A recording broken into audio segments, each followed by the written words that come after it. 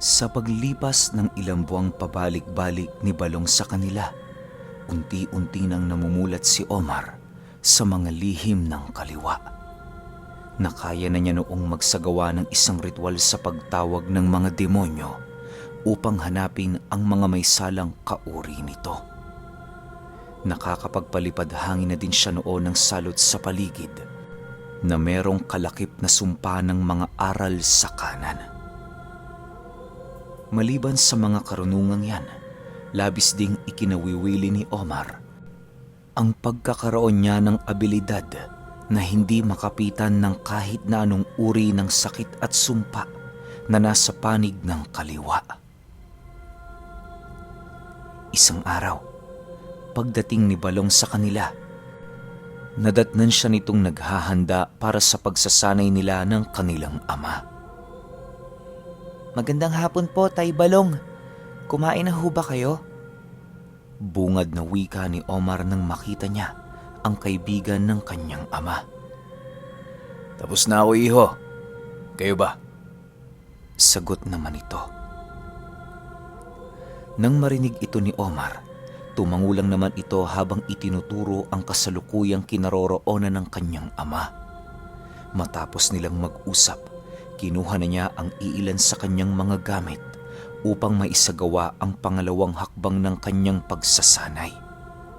Bale, ang pangarap kasi noon ng kanyang ama at ng kumpare nito na siya ang maging kauna-unahang higlikas na magkakaroon ng kapangyarihan sa kanan at kaliwa. Bibihira lang magtaglay ng ganoong uri ng kakayahan ng isang higlikas sa kadahilan ng halos karamihan sa kanila ay hindi nagkakasundo. Ayon sa kanyang ama, na kapag ang isang higlikas na nangangalaga sa aral ng kanan ay makatagpo ng isang higlikas na nangangalaga sa aral ng kaliwa, paniguradong maglalaban ang mga ito hanggang kamatayan. Ilang ulit na siyang nakasilay ng ganon, gawa ng naglalakbay sila dati ng lolo ni Omar patungo sa iba't ibang lupain at lugar.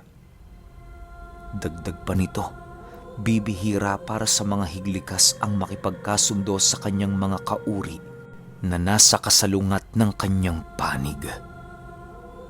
Ang sa isip kasi noon ng karamihan sa kanila, kapag ang higlikas ay salungat ang paniniwala, isa yung kalaban ng kanilang pinagmulan o di naman kaya'y dugong nananalaytay sa kanilang mga katawan. Dahil sa ganoong paniniwalang inumpisahan ng kanilang mga ninuno, kung kaya't labis-labis ang pagbabantay ng ama ni Omar sa kanyang kaibigan. Halos nakahanda sila noon sa bawat araw na dumaraan kung sakali mang merong isang higlikas na maliligaw sa kanilang tahanan. Ilang minuto pa ang lumipas, bigla namang natigilan noon si Omar nang marinig niyang papalabas na ng bahay ang kanyang ama. Omar, tapos ka na ba dyan? Tanong nito sa kanya. Tapos na ho, Tay. Bakit ho? Aalis na ba tayo? Oo, magpaalam ka na dyan sa inay mo. Hihintayin ka namin sa labas ng tsuhin mo. Sagot naman ng kanyang ama. Nang marinig ito ni Omar, dali-dali naman siyang pumasok para hanapin ang kanyang nanay. Paglabas niya noon sa kanilang bahay, bumungad sa kanya ang magkumpare na abalang-abala sa pakikipag-usap. Nang makalapit na siya sa mga ito, dali-dali naman silang naglakad patungo sa isang lugar di kalayuan sa baryo. Inaasahan na noon ni Omar na magiging puspusan ang kanyang pagsasanay, kung kaya't hinanda na niya ng husto ang kanyang sarili. Omar, ang gagawin natin mamaya ang magbibigay sa iyo ng pribilehiyo na dalhin ang pangalan ng isang higlikas. Hindi ka pa man tapos sa iyong pagsasanay, pero sa tingin namin ang iyong tsuhin handa ka ng suungin ng mga tunay na suliranin ng ating mga buhay. Humanda ka, Omar, sapagkat ang araw na ito ang umpisa ng iyong panibagong paglalakbay. Huwag kang mag-alala, palagi kaming nandito para magbigay sa iyo ng gabay araw-araw. Wika ng kanyang ama. Dagdag pa nito na ang pagbasbas ay isa lamang pahintulot kay Omar upang makaranas ng totoong digmaan laban sa kanilang mga kalaban. Matapos ang ganoong ritual, muli siyang babalik sa kanyang pagsasanay para mas lalo pang paunlarin ang kanyang sarili. Sa pagpapatuloy ng pag-uusap noon ng magkumpare, doon na pag-alaman ni Omar ang tungkol sa lugar na kanilang pupuntahan. Nang mapag-alaman niyang tutungo sila sa lawa, labis-labis naman ang kanyang tuwa na nadarama. Ilang minuto pa ang lumipas, narating na nga nila ang paanan ng bundok na kung saan merong isang talon na hindi gaanong kataasan.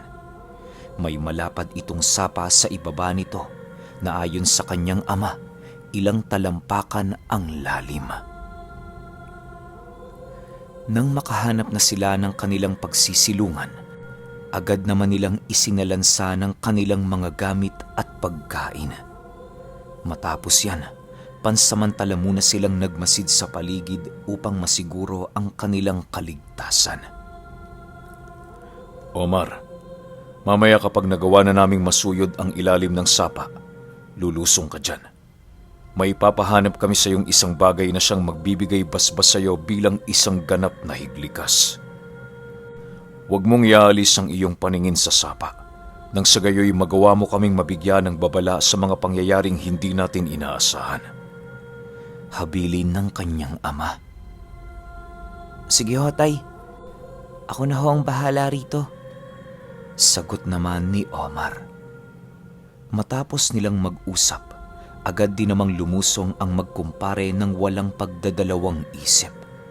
Nang maiwan ng mag-isa doon si Omar, maigi naman niyang pinagmasda ng buong paligid sa takot na baka merong buwayang umaaligid sa lugar na yon. Ilang minuto pa ang lumipas, nananatiling nasa ilalim ang dalawa na para bang may kung ano itong importanteng bagay na ginagawa doon. Wala namang magagawa noon si Omar kundi ang maghintay at habaan ang kanyang pasensya. 30 minuto pa ang lumipas, doon na siya labis na kinabahan sa kadahilanang hindi na normal para sa tao ang manatili sa ilalim ng tubig sa loob ng oras na yon. Halos karamihan sa kanyang mga nakikitang mga maninisid ay 10 minuto lamang ang itinatagal sa ilalim, kung kaya't hindi na niya noon mapigilang mag-alala. Maya-maya pa, panay na ang pagsisigaw noon ni Omar sa pagbabaka sakaling madidinig siya ng kanyang ama at ni Balong. Subalit makailang ulit man niya itong gawin, bigo siyang makakita ng kahit na anong senyales ng pag-ahon ng mga ito. Matapos ang mga pangyayari, buong lakas namang sinuyod ni Omar ang ilalim ng sapa sa pagbabaka sakaling magawa niyang matunton ang katawan ng kanyang ama. Inaakala niya kasi noong patay na ang mga ito, sa kadahilanang hihigit na sa 1 oras ang kanyang paghihintay. Habang binabagtas niya ang ilalim ng sapa, bigo siyang makakita ng kung ano-ano, gawa ng masyadong madilim sa lugar na yon. Pilit man niya noong imulat ang kanyang mga mata, subalit wala talaga siyang makita sa berdeng tubig ng sapa. Maya-maya pa, laking gulat na lamang ni Omar nang bigla niyang maramdaman ang pagpulupot ng isang napakadulas na galamay sa kanyang leeg. Kisap mata lamang noon ang pagitan nang bigla siya nitong hinila ng napakabilis na siya namang buong lakas niyang kinontra. Habang nagpupumiglas noon si Omar, ramdam na ramdam niya ang kaba sa kanyang buong katawan. Ilang minuto pa ang lumipas, dahan-dahan ang kumakawala ang kanyang ulirat sa kadahilanang nawawala na siya ng hangin. Bagaman gano'n na ang kanyang nararamdaman, ninais niya pa ring tatagan ang kanyang loob nang sa gayoy makapag-isip siya ng hakbang para matakasan ang nilalang. Pag-alala niya noong meron siyang isang kampit sa kanyang tagiliran, mabilisan naman niya itong binunot at ginilit sa galamay ng nilalang. Matapos niya itong gawin, Dali-dali naman siyang lumangoy paitaas upang makakuha ng hangin. Subalit di pa man siya noon nakakarating sa itaas ng tubig. Laking gulat na lamang niya nang masipat niya ang kanyang ama at kumpare nito na hinihila siya pailalim. Dahil sa pinagsamang lakas noon ng dalawa, kung kaya tuluyan na ngang nawala ng lakas si Omar para lumaban. Sa pagbalik niya sa ilalim ng sapa, tanging pagsilay na lamang sa liwanag ng araw ang kanyang nagawa habang iniisip ang kanyang ina. Maya-maya pa, doon na nawawala ng paunti-unti ang kanyang ulirat, indikasyon na malapit na siyang mamatay. Sa pagpikit ng kanyang mga mata noon, bigla naman siyang nakaramdam ng isang napakalakas na pagsapak sa kanyang pagmumuka. Pagmulat ng kanyang mga mata, bumungad sa kanya si Manong Balong na nakangisi habang patuloy na nakatitig sa kanya. Kumusta ang panaginip mo, iho? Wika nito nang mapansin itong bumalik na ang ulirat ni Omar. Nasaan ako, Tatay Balong? Patay na ba ako? Ano? Anong patay? Nasisiraan ka na ba? Nandito tayo sa ilalim ng sapa. Ang mga nakita mo kanina, isang panlalaro ng iyong ama. Tumayo ka na dyan. Marami ka pang gagawin. Sagot naman ni Balong. Nang marinig ito ni Omar, dahan-dahan naman siyang tumayo sa isang makipot na pasilyo ng lugar. Pagsilay niya sa itaas na bahagi nito, doon niya nakita ang mga nagsisitalasang bato na hinulma ng tubig na tumutulo roon. Maya-maya pa, bigla namang lumapit sa kanya ang kanyang ama at dahan-dahan siya nitong ginabayan patungo sa looban ng pasilyo. Habang gumagapang silang tatlo, panay naman ang pakikipag-usap sa kanya ng kanyang ama ukol sa nangyari kanina. Habang pinakikinggan ito ni Omar, doon niya napag-alamang isang pagsubok ang mga nangyari kanina upang masanay siya sa lugar na pinagdalhan sa kanya ng kanyang tiyuhin at ama. Ayon kay Manong Arnel, kung hindi mararanasan ng katawan ni Omar na malunod sa sapa, maaaring ikamatay niya ang ilang minutong pananatili sa yungib na nasa ilalim nito.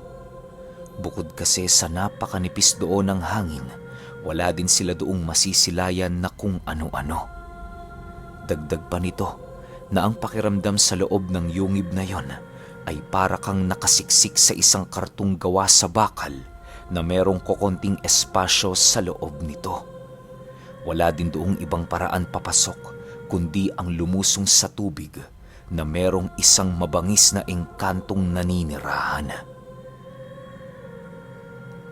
Matapos itong maipaliwanag sa kanya ng kanyang ama, doon niya din napag-alaman na isang banal na lugar para sa mga higlikas ang yungib na yon sa kadahilanang doon isinilang ang kauna-unahan nilang ninuno. Sa pagpapatuloy ng kanilang paggapang, halos ramdam na nila ang pagbalot ng kadiliman sa buong lugar. Bagaman hindi nila nakikita ang kanilang dinaraanan, nagpatuloy pa rin sila sa paggapang. Nang marating na nila ang dulong parte ng daan, pumungad sa kanila ang isang silid na merong nagsisindihang mga sulo, papaikot. Hindi naman yun gaanong pinansin nila Omar, gawa ng normal na umano ang ganoong kaganapan sa lugar. Pagdating nila sa gitnang bahagi, agad namang inayos nila Balong ang mga batong nakakalat sa paligid na para bang meron sila ditong paggagamitan. Matapos nila itong masilayan, dali-dali naman nilang inutusan si Omar na pumagitna sa mga ito. Omar, lumuhod ka. Ipikit mo ang iyong mga mata. Wika ni Balong. Matapos nitong makapagsalita, kumuha ito ng isang kakarampot na tubig na tumutulo sa gitna ng pasilyo. Dahan-dahan niyong ibinuhos sa bumbunan ni Omar at ipinainom ang natira dito. Matapos itong gawin ni Balong, kumuha yon ng isang bato na nakapalibot sa pinagluluhuran ni Omar at dahan-dahang inusalan. Kasabay ng pag-uusal nito ay siya namang pagbuklat ng libreta ng kanyang ama upang maisagawa ang ritual ng pagbasbas. Ilang minuto pa ang lumipas, tuluyan na ngang naging isang higlikas si Omar na nagtatangan ng lihim na karunungan ng kasamaan at kabutihan.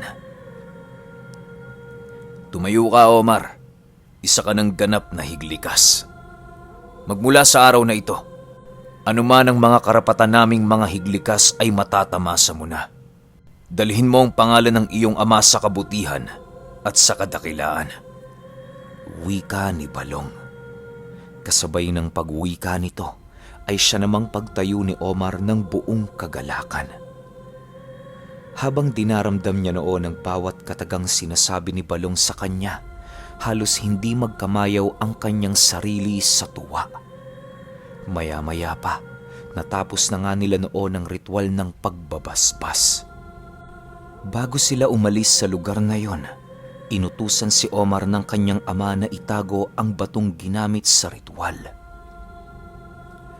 Ayon kay Manong Arnel, lahat ng mga higlikas na dumaan sa ganong proseso, iniingatan ang mga ginamit sa kanilang bato, kagaya ng pag-iingat nila sa kanilang mga buhay. Kapag naisilid na ito ng isang bagong higlikas sa kanyang bulsa, wala na dapat ditong iba pang makakita. Ginagawa nila yon nang sa gayoy maitago ang sikretong kalakip ng batong kinagisnan ng bago nilang dugo. Maaari kasi yung gamitin sa kanilang panlaban ng iilang masasamang higlikas na masyadong ganid sa kapangyarihan. Nang marinig ni Omar ang sinabi ng kanyang ama, agad naman niyang isinilid sa kanyang bulsa ng merong pag-iingat ang batong ibinigay sa kanya. Paglabas nila noon ng yungib, doon nila nasipat ang itaas na bahagi ng lugar kung saan pinapalibutan yon ng tubig.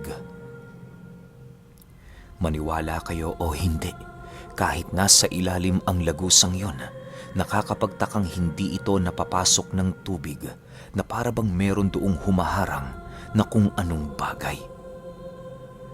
Paglabas doon nila Omar, agad naman silang niyakap ng napakalakas na puwersa ng sapa na siya namang dali-dali nilang nilabanan. Halos magpaligsahan sila noong tatlo papaitaas dahil sa ramdam na nila noon ang mabilisang pagkawala ng hangin sa kanilang buong katawan.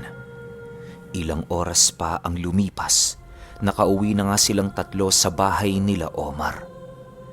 Pagdating nila sa kanilang tahanan, bumungad ang ina ni Omar na merong kausap na isang lalaki na nadapo sa loob ng kanilang bakuran. Pagsilay doon ng kanyang ama, tila ba agad na uminit ang dugo nito dahil sa pagramdam niya ng kakaibang panibugho. Paglapit nila sa lalaki, agad naman yung tinaasan ni Manong Arnel ng kanyang boses habang nagsasabi ng, Anong ginagawa mo sa tahanan ko? May nagsabi ba sa iyong pumasok ka rito? Pasensya ka na, Ginoo. Wala kasi ako nakitang ibang tao dito, kundi itong magandang binibining nasa harapan ko. Sagot naman ng lalaki. Dahil sa sinabi nito, maging si Balong noon ay hindi nagustuhan ang ugaling ipinakita sa kanila ng lalaki. Nang hindi na nito maatim ang pagmumukha ng taong yon, dali-dali naman niya itong nilapitan at binigyan ng babala. Niloloko mo ba kami? Alam mo ba ang mga sinasabi mo? Mag-iingat ka sa mga salitang binibitawan mo, iho. Baka hindi ako makapagtimpi sa'yo. Alis! Wika ni Balong habang nilalagyan ng mga buhay na salita ang bawat katagang lumalabas sa kanyang bibig. Nang marinig naman ito ng lalaki, ngumisi lang ito habang dahan-dahang lumalayo sa kanilang kinaroroonan. Paglabas nito sa bakuran, Tumitig pa ito sa kanila na parabang naghahamon. Dahil sa pangyayaring yon, mariing tinandaan ni Manong Arnel ang pagmumukha ng lalaki upang kung sakaling umulit pa ito, alam na nila ang kanilang gagawin. Sa paglipas ng mga araw, maigi nilang binantayan ang pagbabalik ng lalaki. Subalit kahit anong pagbabantay ang kanilang ginawa, bigo nila itong makita. Isang araw, napagpasyahan nila Manong Arnel na pumanhik sa sentro ng baryo. Kasama nila noon si Balong na kasalukuyang naghahanap din ng kanyang mga magagamit sa papasapit na Biyernes Santo. Dahil sa pagkaabala nila noon kung kaya't natagalan sila sa baryo. Kinahapunan, nang papauwi na sila, bigla naman silang natigilan sa kanilang paglalakad nang masipat nila ang lalaking papalapit sa kanilang kinaroroonan. Sa puntong yon, halos kumawala naman ang galit sa dibdib ng ama ni Omar nang mapagtanto niyang maaaring nanggaling yon sa kanilang tahanan. Saan ka nang galing, iho? Kami ba'y pinaglalaruan mo? Wika ni Manong Arnel habang nanlilisik niyang pinagmamasdahan ng lalaki. Wala kang pakialam kung saan ako nanggaling. Bakit? Sa inyo ba ang daan? Sagot naman ito sa kanya. Dahil sa sinabi nito, agad naman yung sinapak ni Manong Arnel ng walang pagdadalawang isip. Pagtayo ng lalaki sa kanyang kinalagpakan, dali-dali naman yung hinawakan ni Balong habang seryosong nagsasabi ng, Isang pagkakataon na lang ang ibibigay ko sa'yo. Isa pa, Ginoo. Makikita mo na kung ano ang hinahanap mo. Matapos niya itong sabihin, agad namang ikinalas ng lalaki ang pagkakakwelyo nito at sa unang pagkakataon, pinaramdam nito kila Balong ang nakatago nitong presensya. Nang maramdaman nila yung merong bahid ng aswang, dali-dali naman itong inutusan ni Balong na lumapit. Matapos itong marinig ng lalaki, laking gulat na lamang niya nang biglang sumunod ang kanyang katawan ng sa hindi malamang dahilan. Anong ginagawa mo? Bakit mo napapasunod ang katawan ko? Nagtatakang tanong nito. Sabi ko sa'yo, hindi ba? Kapag inulit mo pa, may kalalagyan ka. Ngayon, sumama ka sa amin. Huwag kang umimik o sumigaw kahit saan ka namin dalhin. Makakapagsalita ka lang kapag ikay inutusan ng isa sa amin. Maliwanag? Sagot naman ni Balong. Nang marinig ito ng lalaki, buong lakas naman itong nilabanan ang mahikang pinakapit sa kanya ng higlikas. Subalit kahit anong gawin niya rito, bigo siyang magawa yung mapangibabawan. Maya-maya pa, sumuko na din ang lalaking yon at tahimik na sumunod sa kanila. Pagdating ng kanilang grupo sa bahay nila Omar, agad naman nilang pinapasok ang lalaki. Matapos nilang mapaupo ang lalaking yon, inumpisahan na nila itong tanungin ukol sa pakay nito sa ina ni Omar. Habang nasa kasagsagan sila noon ng pagtatanong, ipinatawag naman ni Manong Arnel kay Omar ang kanyang asawa upang malaman nito kung ano ang ginagawa nito sa kanya. Ayon sa ina ni Omar, palagi itong bumibisita sa kanila kapag nagkataong may lakad silang mag-ama. Magmula noong nadiskubre nila ang pasimpleng pagmamasid nito, isinarado na niya ang kanilang tahanan sa tuwing masisipat niyang nakadungaw ang lalaki sa kanila. Sinabi din ng asawa ni Manong Arnel na may mga bagay itong itinatanim sa bakuran ng kanilang tahanan na siya namang hindi niya nagagawang matagpuan. Matapos itong marinig nila Balong, sobrang galit naman ang kanilang naramdaman para sa lalaki. Sa dinami-dami ng taong bibiktimahin mo, asawa ko pa. Alam mo ba kung anong uri kami, ha, demonyo? Masyado kang mapangas. Hindi mo inaalam kung sinong mga masasagasaan mong tao. Wika ni Manong Arnel. Sa pagpapatuloy ng kanyang pagpapakita ng galit sa lalaki, nananatiling walang imik naman ito alinsunod sa pagnanais ni Balong. Ilang minuto pa ang lumipas, dinala yon sa kakahuyan at pinahukay ng kanyang sariling libingan. Bagaman pagod na noon ng lalaki, nanatili pa rin itong walang imik at patuloy na naghuhukay ng uka sa lupa. Matapos niyang makapaglikha ng malalim na balon para sa kanyang libingan, binigyan ito ng pagkakataong makapagsalita ni Balong. Inutos niya ditong ilahad ang katotohanan nang sa gayoy magawa nilang malaman ang lahat ng kaganapan. Inutusan lang ako. Pinagmamanman ako sa asawa mo, alinsunod sa utos ng aming gabunan. Wala akong masamang balak sa kanya, kundi ang kumalap lamang ng iilang mga impormasyon ukol sa kanyang pagkatao at sa inyo. Pakawalan niyo na ako at itatago ko hanggang kamatayan ang mga nangyaring ito. Naghihirap na paliwanag ng lalaki.